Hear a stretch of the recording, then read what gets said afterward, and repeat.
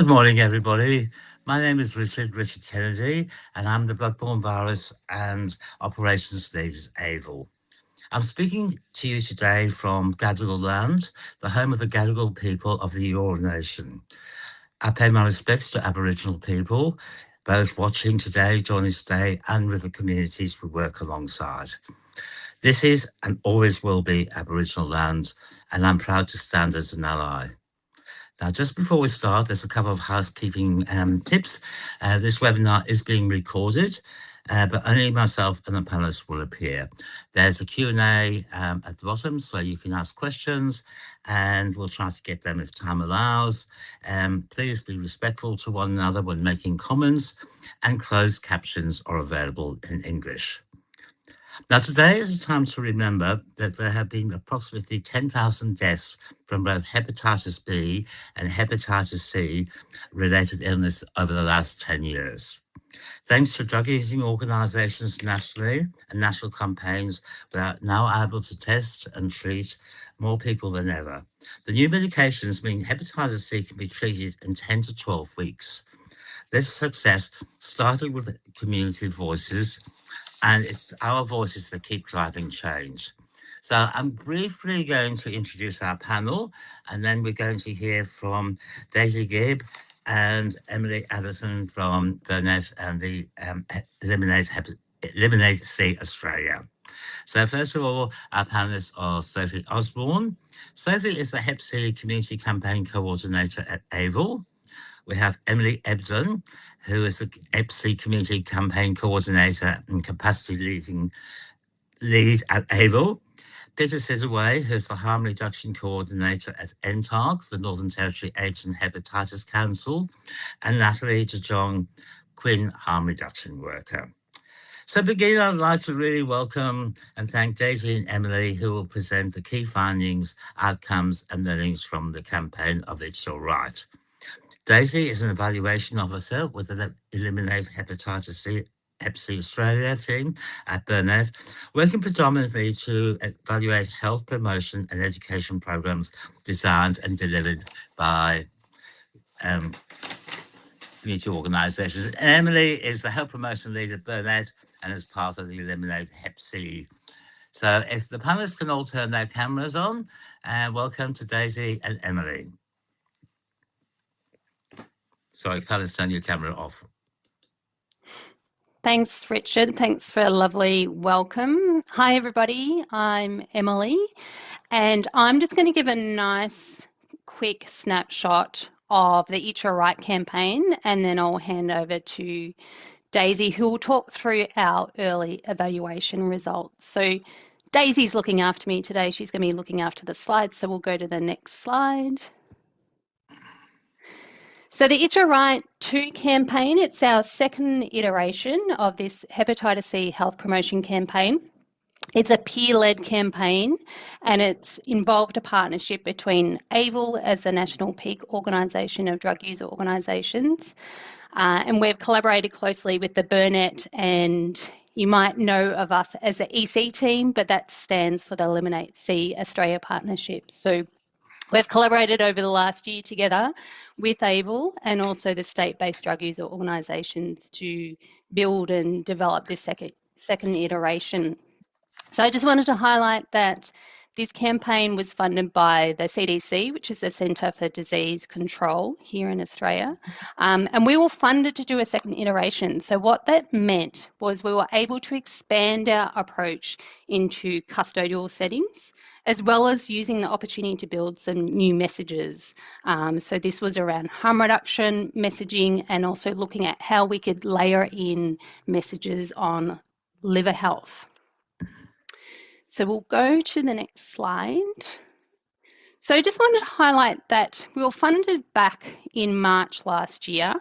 And so this meant 2025 was very much about reviewing our strategies, reviewing our messages. So we used a co-design process to do this. So you've got a nice visual on your screen of how we workshopped our ideas together. And this was with representatives from each of the peer-based drug user organisations across Australia, as well as some key representatives from justice health settings and from community health services.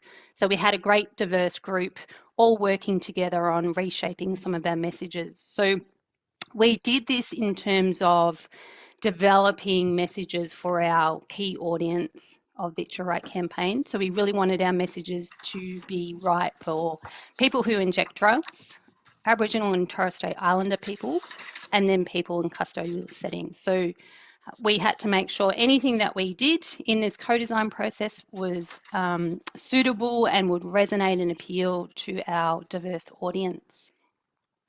We'll go to the next slide. So I just wanted to highlight our implementing organisations. So you can see each of the drug user organisations based in each state and territory in Australia. So it was fantastic to work with each of these organisations to implement. The AVIL team did such a great job. So we worked closely with Yvonne, Joe Murphy, and Sophie here today to implement the campaign. It's always a big thing to implement. And so there was lots of support provided to each other during this process. So to roll out the campaign, it involved a 3-month intense burst of activities. And we also collected some data through this period plus for an extra 2 months, just to gauge if we're reaching our audience, if we're reaching people in the community, as well as what impact were we having with testing and treatment. So a big part of this element was also providing funding to each organisation to have a peer-led approach. So there was many peers working on the ground to implement this campaign, and you'll see some great pictures on the next slide, so that might be a nice segue. So this just highlights what the campaign looks like. It's actually quite a comprehensive campaign with many different products. So you can see on your left side, we had some street advertising in some states. So that was Queensland, Sydney, Melbourne, and Adelaide, where we had some advertising. You can see it on the buses, you can see it on the trams, and the kind of rights-based messaging really pops out with the colours and the design.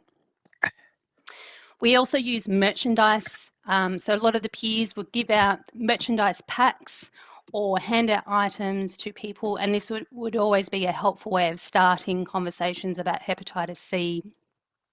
You can see all the great t-shirts. So this is a really big part of the Itch You're Right campaign, is letting people know that what the Itch You're Right campaign is. And we had a new design for this iteration, which the very talented Emily Ebden, who is part of our panel today, did this design. So you can kind of see that it really pops. And then on the top right of your screen, you can see one of our great peer-led videos. So Itch You're Right has a great website, itchyourright.com.au. Check it out. There's some really lovely peer stories, all sharing the key messages of our campaign.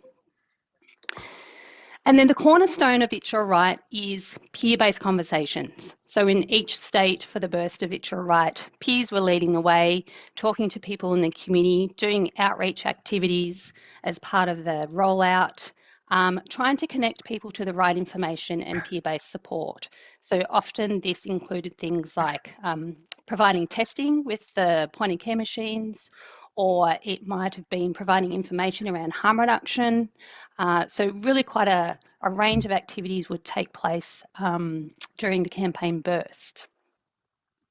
And I will hand over to Daisy Gibbs to talk through what we found worked with this iteration.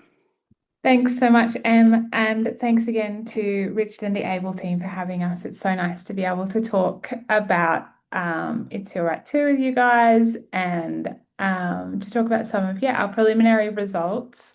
So Em's just given a really quick overview of this really thorough, as she said, like broad campaign that had lots of different components to it. It was all over the country, and I'm sure you can all imagine, or lots of you have experienced yourself, of the breadth and depth of this campaign. So similarly, I'm going to give a pretty light glancing of the evaluation so that we can get through that and get to the panel. But today I'm going to focus mostly on the short-term outcomes of the campaign, specifically the campaign's reach and effectiveness, and And to do so, I'll talk through a few of the data sources that we were able to collect. So we've got paid media and social media analytics, which help us understand the reach of the campaign, data that was collected by the implementing DUOs on peer interactions, testing, and treatment,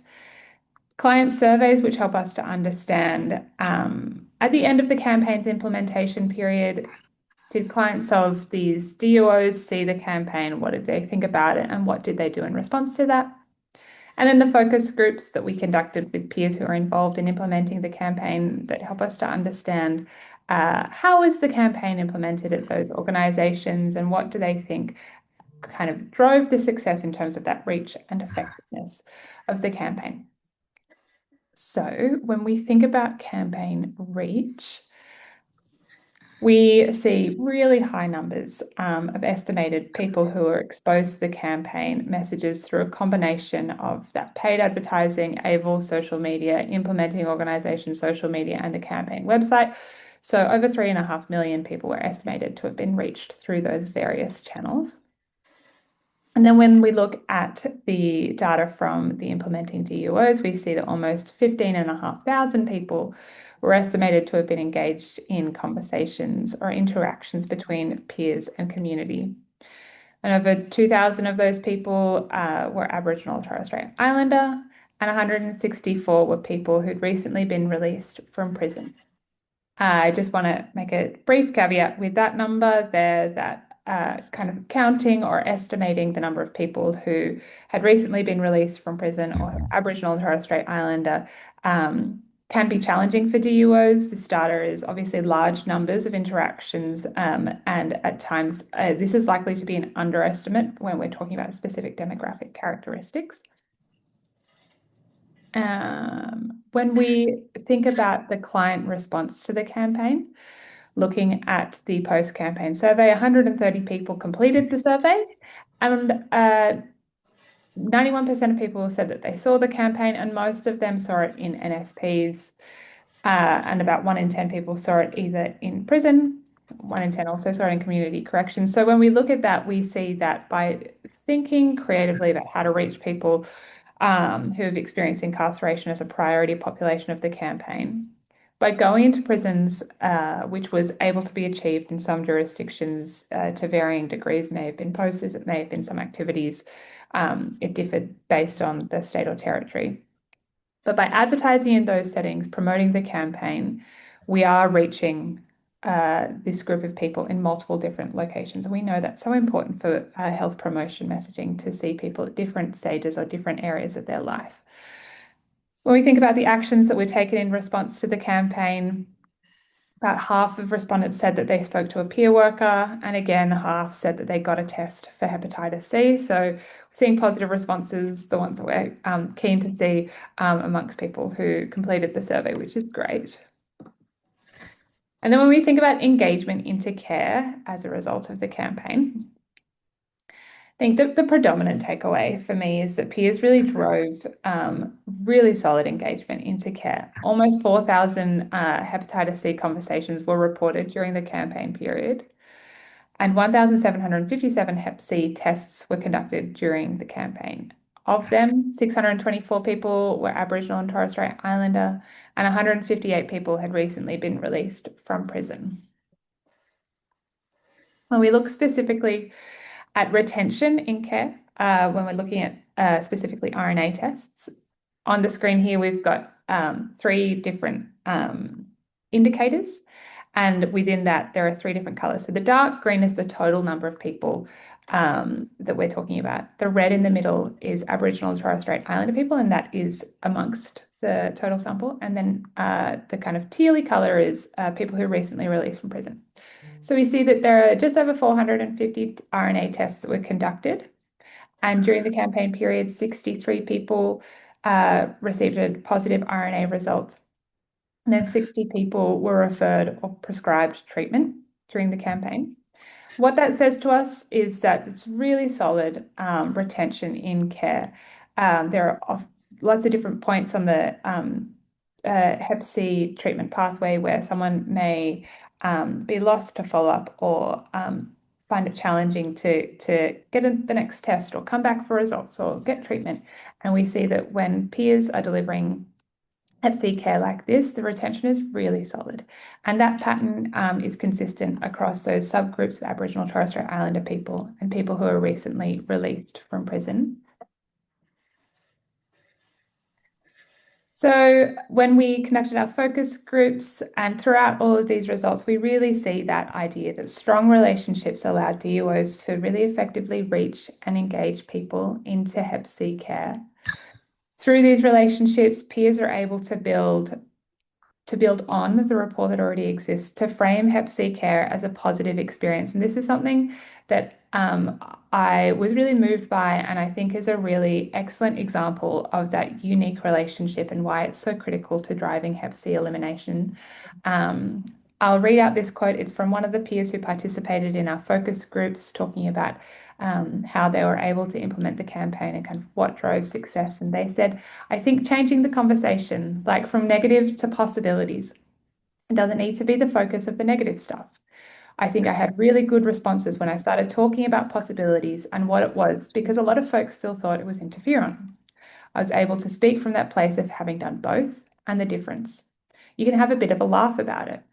I think that's such a beautiful way of like framing this component of someone's life that might be quite scary or daunting as something that is positive, and it's taking away the negatives, taking away the deficits, really working to take away stigma and shame around Hep C testing and care in a way that is only really possible through this strong community relationship and peer relationship. So in terms of next steps, like Em said, these are preliminary results. So we know that the campaign effectively reached people who inject drugs and engage them into Hep C care, but we've got more data to collect as the DUOs, increasingly resent emails from me, but they persevere. And we're collecting 2 more months of data just to see kind of after the campaign wraps up, what happens in terms of like, is there a tail period to a campaign like this? But also we know that there's lots of steps to getting tested for Hep C and starting treatment, and just wanting to make sure that we're able to capture the full effect of a campaign like this. We're completing focus groups to understand how sites were able to engage with prisons to reach people in those specific settings. And so we'll have a little bit more data to share as the months progress towards the end of the year. So on behalf of Emily and myself, definitely just want to thank all the DUOs who participated in the campaign and consistently turned up to have conversations about the campaign and to share data to help us evaluate it, and definitely helped me grow in my role as an evaluator to understand how they work and what works well. The It's Your Right 2 National Reference Group, critical to that adaptation and implementation of the campaign. And a special thanks to Joe Murphy for her contribution to the campaign. Started out as a campaign coordinator and was really critical to helping us move this forward. And then we've got a lot of contacts here if you'd like to contact any of us about the results of the implementation of the campaign after this. So thanks. I'll stop sharing my screen now, Richard. Thank you so much. And the rest of the panelists, you can put your cameras back on. I'm just trying to get you all on the screen at the same time. That's better. Just a quick, that was so wonderful. Thank you so much, Emily and Daisy. I'd just like to note that the extra funding allowed all the DUOs to give extra hours to casuals, bring them up to full-time work, and it really helps support the communities by the DUOs having that extra funding to be able to get out in the field. People weren't just testing at NSPs, they were doing outreach, they were doing outreach vans, they were doing public housing, they were doing all sorts of prisons, they were doing all sorts of innovative things to get as many people tested as possible. So Daisy and Emily, I just want to put you on the spot for 1 minute. Australia has the tools to eliminate, it's 2 questions. Australia has the tools to eliminate hepatitis C. What still needs to change? And what message would you like able to tell the policymakers and health professionals? What message would you like us to give to them?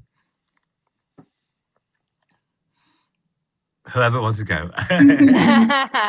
I'm happy to go first because Richard, you've really set up a segue for the point that I'd like to get across, and that's very much around the peer workforce. So we've done 2 iterations now of It's Your Right with this peer-led approach. Daisy's talked through some of the data. We know that the peer approach works. We know that peers are great at having conversation, making people feel comfortable, and making health services accessible, right? So it's about addressing that stigma and discrimination that's linked to not only just hepatitis C, but injecting drug use. However, building a strong, capable peer workforce that's sustained is really important, and funding helps that kind of sustaining approach. So something that we've learned through It's Your Right is that yes, our funding does support peer positions, but it often is still like a short-term role. It might be extending casual hours, or it might mean that someone can be put up into a part-time role for a short period. So Mhm. another element that we're kind of working with at the moment with the EC team is we've funded other projects, and just what we hear consistently is services need to go beyond having short-term positions because it's not sustainable, and it means that things are stopping and starting. So in terms of working towards eliminating hepatitis C, we need that support to grow the peer workforce, and a lot of it does come down to having salaries for people. So that's my key thing, and I'll throw to Daisy to see if she's got something in the mix as well. I mean, that's really the takeaway message. I think that we all hold on to that peer leadership is essential, but that needs sustained funding and support for that to be ongoing. I think just one more thing that I would add is that sustainability looks different in lots of different settings, and it may be through peer-only delivery, but in some settings through partnerships with other services. So peer nurse partnerships we know are really effective. That nurses and peers on both sides echo that idea that it's an effective model in Mhm. certain settings. And so, like It's Your Right to Hep C elimination broadly is not a one size fits all model. So supporting and funding sustainable and tailorable models depending on the context is so critical. Fantastic. Thank you so much. I'm going to ask a couple of questions. We've already got some coming in. The first one I'm actually going to ask Natalie, because we were just chatting about it the other day. So then we'll go around the room. Natalie, what would you say to someone who's putting off hepatitis C testing? And what are some of the myths around hepatitis C that you're hearing at Queen? Okay, well, I'd start by saying that you're not alone. A lot of people put off getting treatment because they're worried, or getting tested because they're worried about a result, and they've probably had some negative experiences with health services. But knowing your status also gives you options. So with options comes power. And if you are positive, that treatments are highly effective and there are supports available every step of the way. So we say that at Quinn, if we test them, they're positive, we get them on treatment, and we really walk that journey with them, however that looks for that client at that time. Great, thank you. And what are some of the myths do you think Oh, there look, are? I hear some wild ones, but one that I do hear a lot is that if you get Hep C, that you will self-clear the first time. And then if you do self-clear that first time, you are basically immune to that, which is not true. Like it's 25 to 30% of the population will possibly clear hepatitis C on their own that first time, but that is certainly no guarantee that they will self-clear again. And that's the importance of the testing. Right, thank you. And I want to ask Peter, what role does harm reduction play in preventing hepatitis C transmissions? When people come into the NSP, are they fairly open to getting tested, or are you finding a lot of pushback against people? No, fairly open, yeah. Mm, It's just about having that honest conversation with someone, mm, and getting yeah, trust. So sure. it might not happen the first, second, 15th time they access an NSP, but it's about gaining that trust with that Oh, person. And eventually we do get them in that seat, eventually we have that conversation and eventually we get them get them into that testing seat, Uh-huh. and yeah.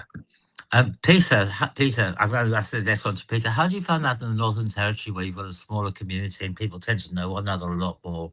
Do you find there's a lot of pushback, or? No pushback generally.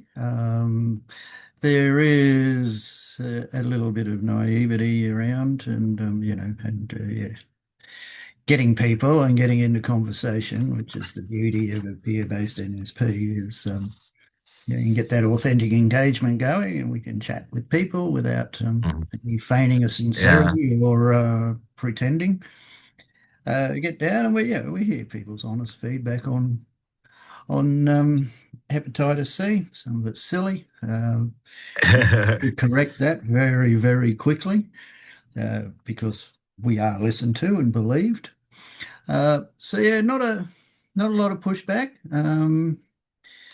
We have found, I mean, and that harm reduction role, as an NSP, obviously, our main role was the provision of sterile injecting equipment to reduce the spread of bloodborne viruses. So that is our main game, but testing is huge. But one thing I'd like to put up is that through the whole EC Australia, It's Your Right first iteration, and then to a degree through the second iteration, we had that peer nurse model for testing and treatment. Well, the nurse side of that was funded through the territory government. It's one thing I would like in reply to one of your earlier questions. I would love to see a little more funding from the federal government sent to the different jurisdictions and earmarked specifically for funding of nurse practitioners or nurses to be able to work with the drug user rights organisations and NSPs, because we at the moment, we still do have our nurse every Friday, but that is funded through another one of our programs, EHN. So they donate a nurse to us. And it is just incredible that, with a big campaign going on and money federally and money all over the place to get testing done, when it comes down to the actual states, as much as they love, especially the numbers and the tests and all the rest that we're getting done for them, they're not funding us to get that to simply have a nurse, which we've managed to do still, but we're having to play games to actually fund that.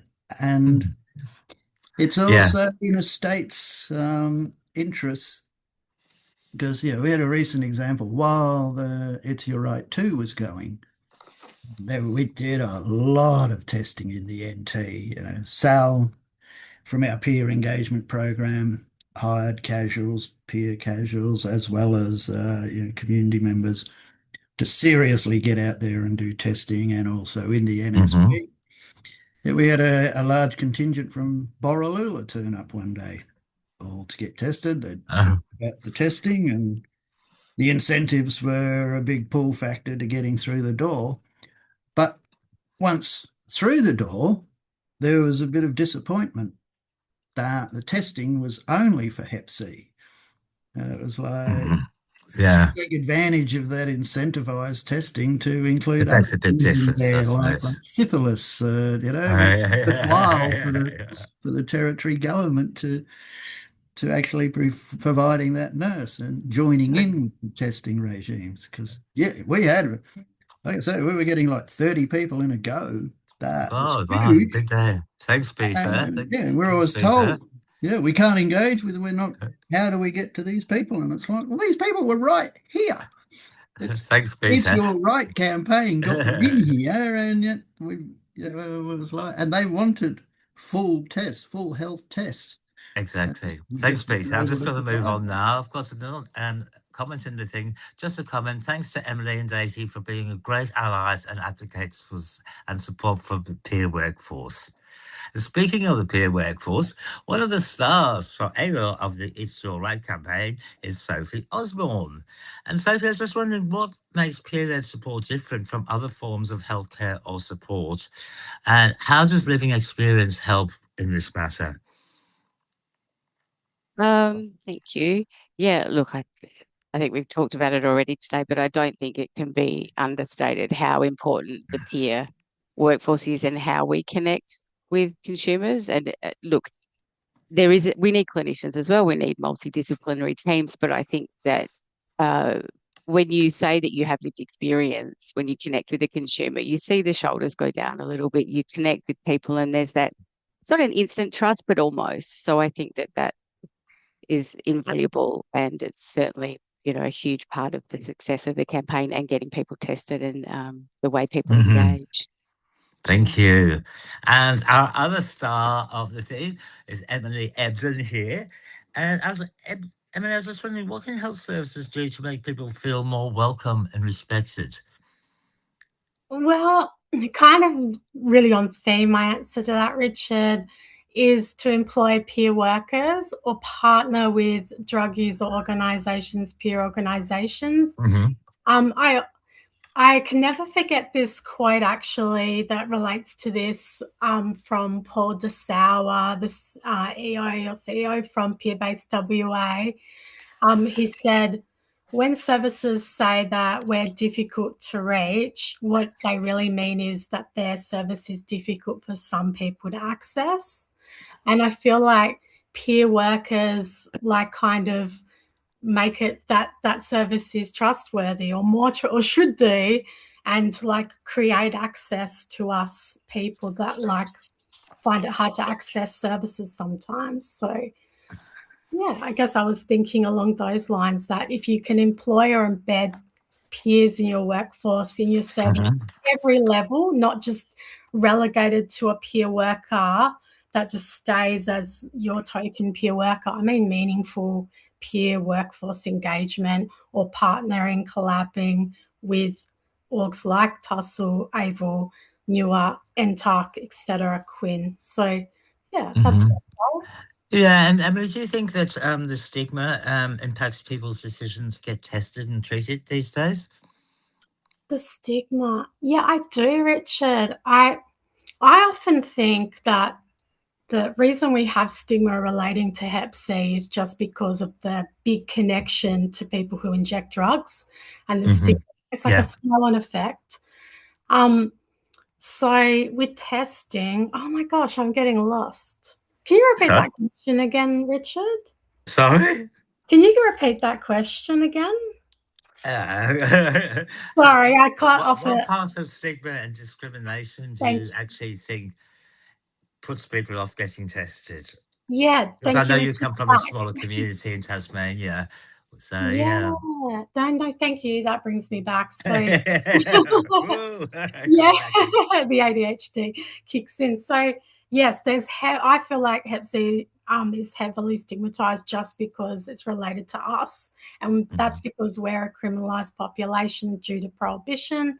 And it mhm, is so hard if you're a criminalized population to put your hand up and say, I might need Hep C testing because that might mean I inject drugs or use drugs. And that means I'm a criminal or I deserve stigma and discrimination. So something that I found really interesting with the cash incentivized testing, especially testing, was that I'd hear a lot of people say, oh, I could do with $20, like instead of I need a Hep C test.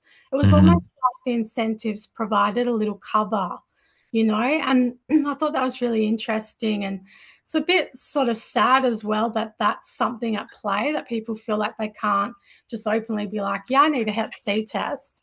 But Yeah, the step in the right direction to creating access and safety for our peers. thank you so much. And Sophie, do you think you've seen attitudes towards hepatitis C change over the recent years, or is it still pretty much the same? Look, I want to believe that it's changed, but sadly, I think there is still an immense amount of stigma and discrimination around it because of like exactly what Em was just saying. But maybe with the newer treatments and the fact that interferon is now no longer one of the treatments, perhaps that's Hmm. made things a bit more accessible. But I still think we've got a little way to go in terms of maybe education and just continuing to have these conversations, I guess. Thank you. And Daisy, what gives you hope for the future of hepatitis C elimination? Where can we go from here? Well, it's a great question, Richard. I think that increasingly, as we see gains being made in areas like peer-delivered care or care delivered through peer nurse partnerships, and as we're able to capture how and why that works and demonstrate the impact, that as the call becomes more consistent, that these models and flexible models need to be funded. And I suppose I'm echoing that call through hope that is going to be those models will be funded. We see models where, such as the national point of care rollout, where DUOs are able to deliver testing themselves, and that's an effective way of doing so. And similarly, campaigns such as Every Young Counts, other campaigns where we're working with other community groups to figure out the if and how of Hep C testing and treatment in different settings. That's, I suppose, what gives me hope that we're building up a stronger evidence base to support these models. Great, thank you so much. Thank you. And another question, I might ask this one to Natalie. Natalie, if somebody is watching today and they want to take the first steps towards testing and treatment, what should they do? How should they go about this? Well, come in and make a connection. Come into an organisation like Quinn, have a talk to one of the peers here, and just get tested. Just get tested. There's a lot of barriers. There's a lot of reasons why people don't want to get tested. I did brush on that before, but knowledge is power. And once you, like, if you test positive, then knowledge is power. We can treat you. It's not like it used to be. It's not the horrible days of the interferon where they were so terribly ill. It's one tablet for 8 to 12 weeks a day, depending on what medication you're on, because there are a few. But my advice is let's just get you tested, and then you'll have the knowledge to make those important health decisions for yourself. Right. And what about follow-up aftercare? Do people come back? Do they keep taking their medications? So they take the medication for whichever it may be. So for 8 to 12 weeks. So throughout that time, they'll come back into Quinn, and we'll do a follow-up test on them at the end. And so every time they get a new lot of medication, or not every time, but they'll get a voucher, so a little incentive, to help them along the way. A little bit of incentive doesn't help anyone, and so that also helps. But then at the end of it, they'll come back in for 4 weeks after they've finished their meds. They'll come back in and get their final test, which we call an SVR, and 95 to 98% chance that they have cleared that virus by then. And then other than that, then they go on their way, and then they come and if they're accessing our service, then every 6 months or so, I would say, well, would you like to be tested again? And just follow through with it, and by then you've built a really good rapport with the person. You build a relationship with someone when you're treating them for such a significant health issue. So it's, you walk alongside them at their pace, Very good point. I was going to ask that to Peter as well. You were talking before, Peter, about the importance of NSPs. Is it hard to build up a rapport and trust with your clients? Is it a long process or fairly easy with your team? Because I know you do a lot of outreach. Yeah, well, in the NSP itself, we find it incredibly easy to get rapport and trust through engagement, because the engagement's authentic, being true peer engagement. It is like, as I was saying before, we're not running into any of this feigning sincerity nonsense, or people having to do things that they believe they have to do to get services. There's no reciprocal obligations, so engagement's great and it's easy. And yeah, and when Hep C is mentioned, most clients have a position. It's like, yep, no, been tested, I'm all clear, and I'm very safe. So that's no need right now. And Mm-hmm. whenever you want, I mean, we will offer the testing whenever you want it. Occasional, it's not so much anymore. It's like, we have to assume that a lot of these campaigns over the years have been working because we just done an extraordinary number of point of care antibody tests in all sorts of places, out in rehabs, prisons, it's just everywhere, and the NSPs en masse. And yeah, we got a hell of a lot of people through, and like the number of positives was tiny. In fact, very tiny. Get into the point like these tests working. So yeah, we'd actually go and test the tests every now and then on somebody. We know, yeah, well, this has to come back positive, or it's a dodgy, and it would come back positive, and it's like, oh, sure, So, yes, they are working, but yeah, so it's. I think we're now down at the end of, and I hate comparing clients to fruit, but we are at whoever's left is in the very high hanging fruit regime, as in they have no interest in getting tested. It's just not a priority in their lives at the moment because they're have other things they need to get done every single day and to avoid withdrawals and other such. Or people who are just so not engaged in the system that we exist in that we're just not crossing paths. So I think to achieve elimination, we've got to find those people and get to those people, and and it's something that's never been put up yet. It's discussed and it's in some studies, but a large incentive for those who like we were not normally going to get in because they're not interested. And frankly, they don't care if they got Hep C and it kills them eventually. It's just not a priority. And it's like, well, yeah. to get that Yeah. engagement, to get them in with us, maybe we'll have to offer $500 for a test, which frankly, at the end of the day, is chicken feed. We were talking about, we were paying $20,000 for some pills for every treatment. Yeah. It's a lot What's of money. $500 when you're aiming for elimination? If you're Thanks, not going to Peter. get elimination without that $500, it's Thanks, Peter. I'm just going to ask Emily Addison because I know she has to go in a minute. Emily, so we're saying there's still quite a few people who are getting really, really hard to reach. Do you have any ideas how we can be more innovative and push the boundaries to get to these people? It's a very hard question, I know.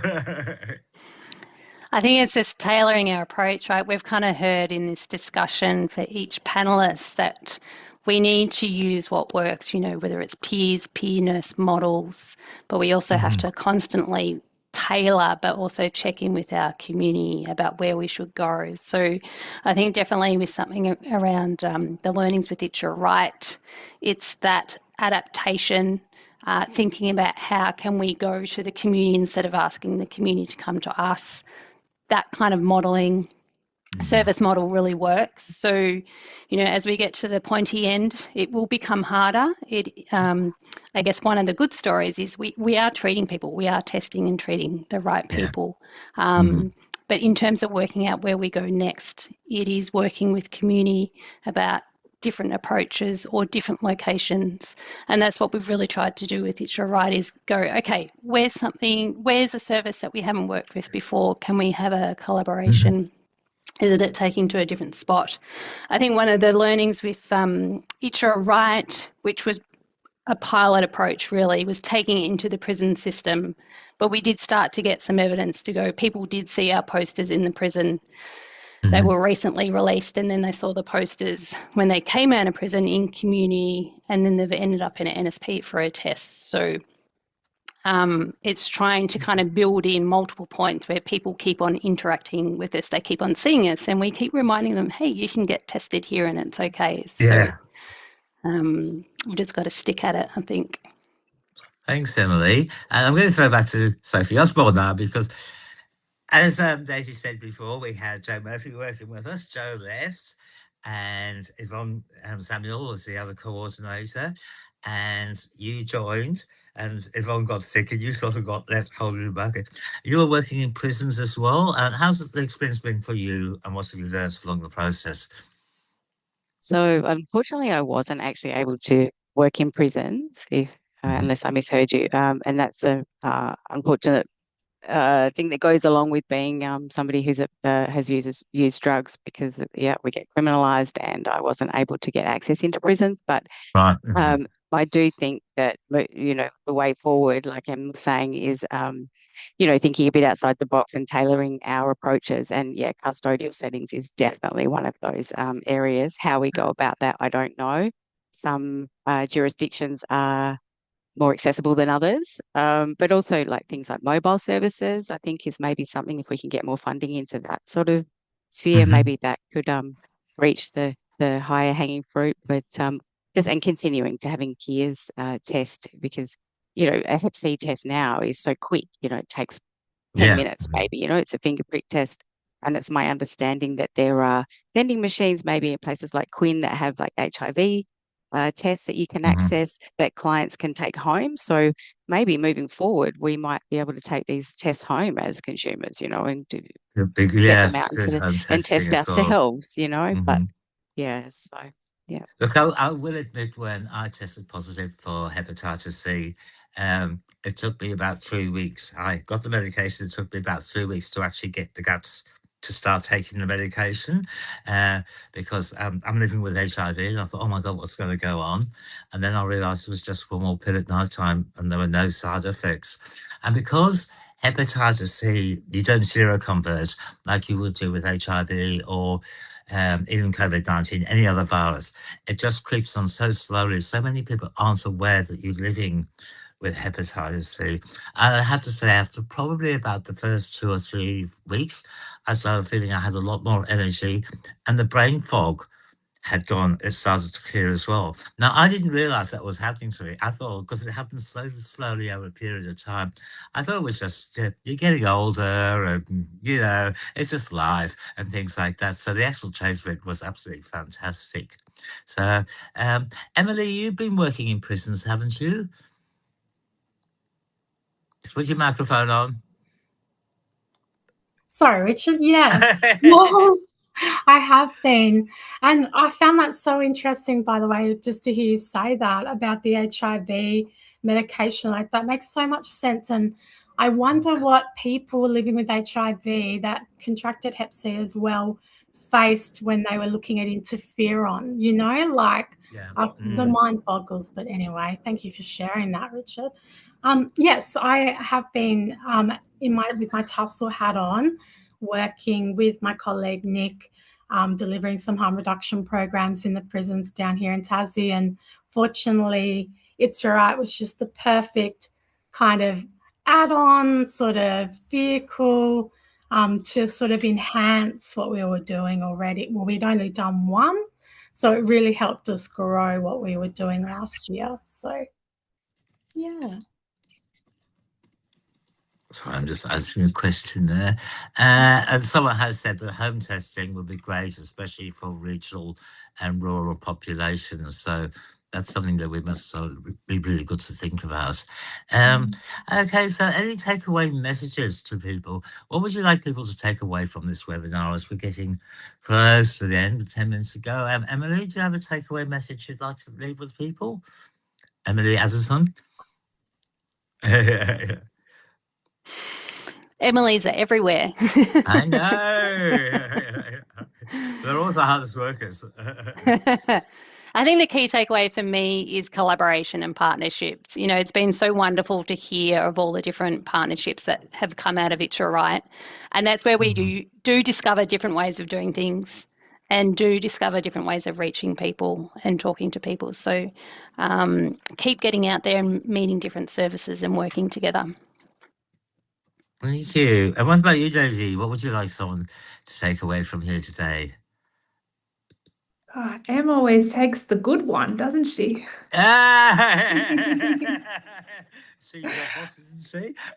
That's exactly right. Yeah, I think, I guess I echo what Em says about partnerships, and really supporting flexible models that are themselves flexible in the sense that they're able to adapt to changing landscapes, changes within their community, feedback from community, as well as feedback from partners. On the point about trying to get into prisons, we know that people who go to prison, particularly people who are there for drug-related crimes, are there for short periods of time. So they're always coming back out into the community. And we saw lots of great work, not only in prisons for Is Your Right To, but services going to areas, or specific services for people post-release. And, those partnerships, like Em said, are so important, but being able to adapt to, oh, we can't do this, we can do that.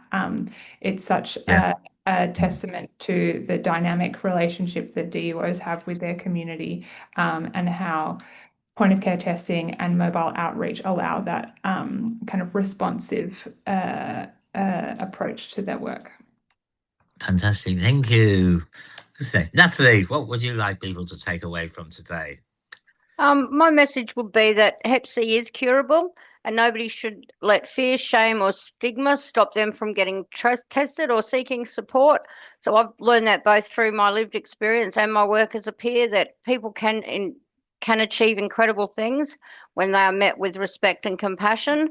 And yeah, I believe people can do great things. Thanks, Natalie. Thank you. Gonna go to Peter, then we'll do Emily, then we'll do Sophie the Star. So, Peter, what would you like people to take away from today? Not all Hep C transmission is amongst people who inject drugs, but people who inject drugs are the majority of transmission. And people who inject drugs are best placed to engage with people who inject drugs. And if you're going to deal with Hep C, and definitely if you're going to eliminate it, you really need to work directly and closely with drug user rights organisations and NSPs that are peer-based for people who inject drugs. And unlike my normal ranting, I'll just leave it at that. And Natalie, just on your comment, someone just said, here, thank you, Natalie. Emily, what would you like someone to take away? Oh, really, Peter, like, it was nice to be after you because, and like that, all you said was perfect because I couldn't agree more. But I would say, and also with Daisy and Emily, just that investment in peers, like, because I feel like the Eliminate Hep C, just what you were saying, Peter, like people that are injecting are currently trying to prevent Hep C. Like, we are the key cohort that should be responding and leading the response. And that includes collaboration, partnership, and I must really give massive credit to Daisy and Emily and Shannon, Digby, Charles, everyone from the Burnett team. It was just like the best, and like I couldn't speak more highly of that collaboration and partnership. It's been incredible. It's been incredible. Yeah. So if you can do what we've done with It's Your Right, like, I would say do it and just arm peers with what we need to reach our peers. So thank you. I do it first. I think we're all thinking that. At least that was them. But say hey. And Sophie, we got a couple of minutes. As you've been basically running the campaign on behalf of AVIL, how would you like to wind up the session? Oh, thank you. Yeah, look, it was an absolute honour to work on the campaign, really, and just to see, I knew a little bit about Quinn, obviously, and that we have duos around Australia, but I had no idea the amount of peers and how strong the workforce was and how hard people worked on this campaign, and how many people we accessed and engaged with. So I guess more campaigns like this, like echoing what Ebden was saying, maybe more funding into peers and developing the peer workforce. And, like Peter was saying initially about people coming in and what else can I get tested for? Like, this is an incredible opportunity for deeper engagement potentially. So more campaigns, more awareness, and, maybe one day NSP's in prison, you never know, but it might not be my lifetime, but you never know. But thank you for the opportunity to be part of this today. It's been great. Thank you. You're welcome. Thank you so much. So I'd just like to thank everybody for testing. There's one thing we actually didn't get to, and people, as people were saying before, that you can possibly, people who inject drugs, but it's not just like the needle. It can be drugs, so sharing any equipment whatsoever. It's sharing tourniquets, mixing spoons, swabs, cotton wool. So don't just assume it's because people have shared needles. It's in sharing all injection equipment, which is what's making NSPs and peer support so vital. The people are totally aware of how hepatitis C is transferred. It's not literally just by sharing a needle, which is another common myth I think that we have as well. So, yeah. So thank you everyone for joining us. And hope to talk to you all again soon. So thank you once again from Abel. Thank you to our team, to Daisy, to Emily and the other Emily, Peter, Natalie and Sophie. Thank you so much indeed. Take care. Bye. Thanks, everyone. Thanks, Bye. bye. Rock and roll. Thank you. Bye.